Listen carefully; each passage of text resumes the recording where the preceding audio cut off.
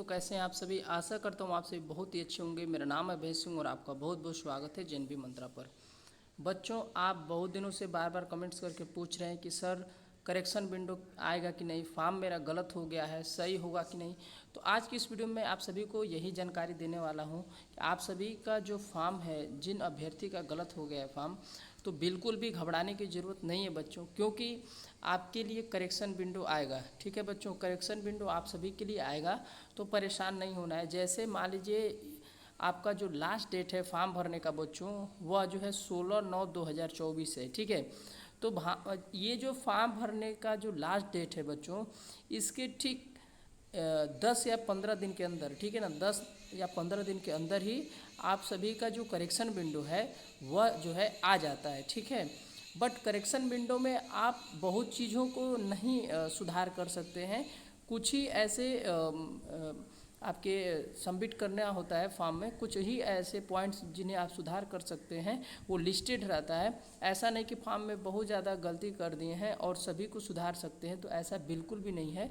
और वो मैं बता दे रहा हूँ कि क्या क्या गड़बड़ है जिसको आप आराम से करेक्शन विंडो में सुधार कर सकते हैं। या फिर आपको लग रहा है कि नहीं हो पाएगा, तो आप एक काम कर सकते हैं कि नए सिरे से फॉर्म जो है भर सकते हैं। ठीक है बच्चों, तो सबसे पहले तो वो मैं बता दे रहा हूँ कि करेक्शन विंडो में आप क्या क्या चेंज कर पाएंगे।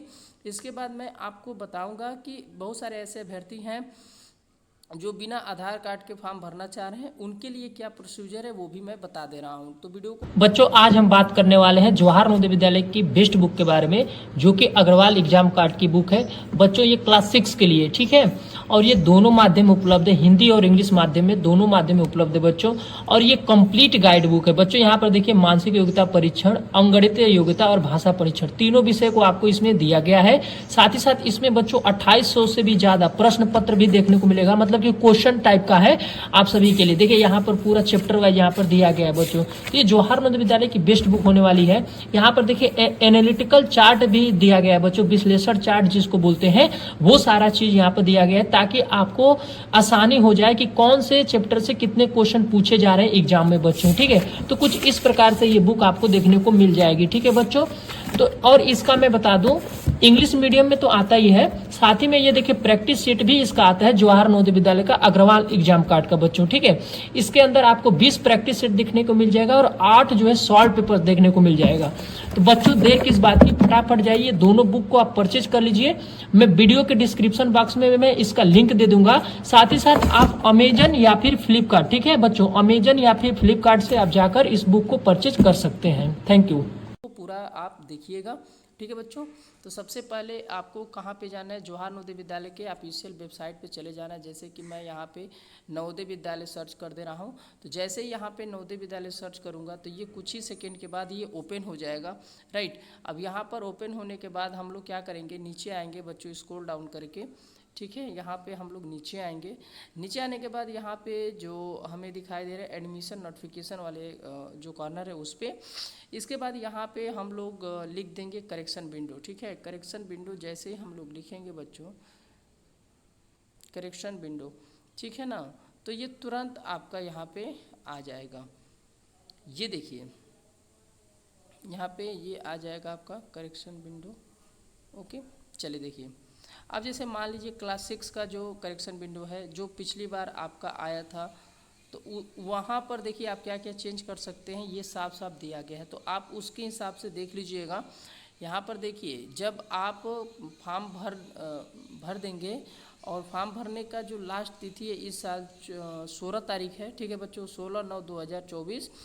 तो इसके बाद आपका करेक्शन विंडो आएगा, जिसके अंदर आप क्या क्या चेंज कर पाएंगे वो मैं बता दे रहा हूँ। आप देखिए, कुछ ही ऐसे फील्ड्स हैं जिसमें आप चेंज कर पाएंगे, जैसे कि आपका जेंडर हो गया, कैटेगरी हो गया, ठीक है ना, यानी कि जेंडर में आप जो गलत भर दिए होंगे मेल फीमेल, वहाँ पर चेंज कर सकते हैं।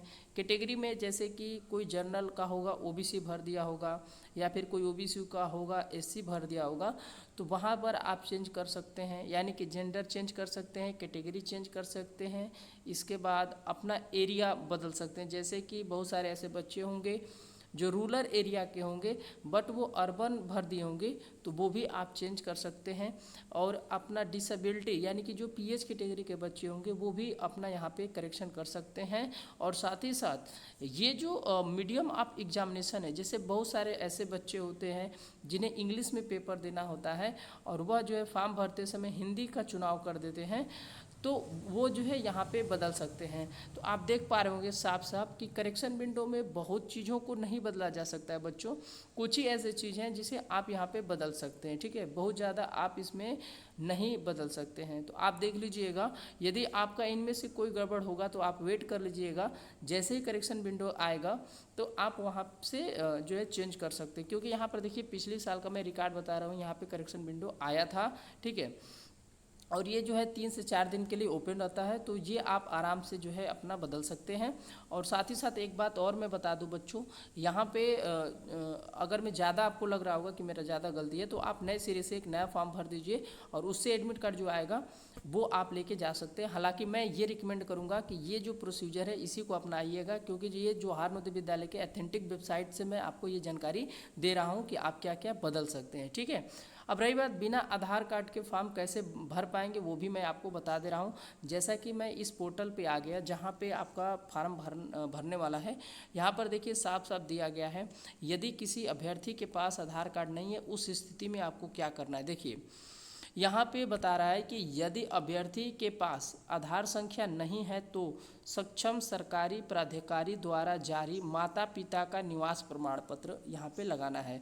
अब बहुत सारे बच्चे हैं जो कमेंट्स करके बार बार पूछते हैं कि सर मैं अपना आधार कार्ड लगाऊं कि मम्मी पापा का आधार कार्ड लगा दूं, या फिर मेरे पास आधार कार्ड नहीं है तो किसका निवास प्रमाण पत्र लगा दूं।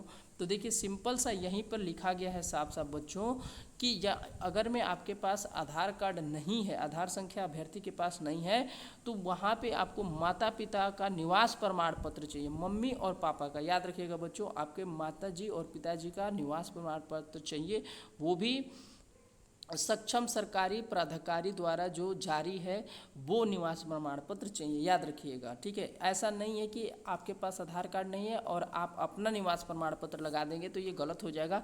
क्योंकि यहाँ पे साफ साफ दिया गया है कि यदि अभ्यर्थी के पास आधार संख्या नहीं है तो सक्षम सरकारी प्राधिकारी द्वारा जारी माता पिता का निवास प्रमाण पत्र जो है यहाँ पे लगाना है, ठीक है। तो आई होप कि ये जानकारी आप सभी को अच्छा लगा होगा बच्चों। फिर भी कुछ भी सवाल पूछना होगा वीडियो से रिलेटेड तो आप कमेंट्स करके पूछ सकते हैं। आज के लिए इतना ही, फिर मिलेंगे अगले वीडियो में, तब तक के लिए थैंक यू एंड जय हिंद मेरे प्यारे बच्चों।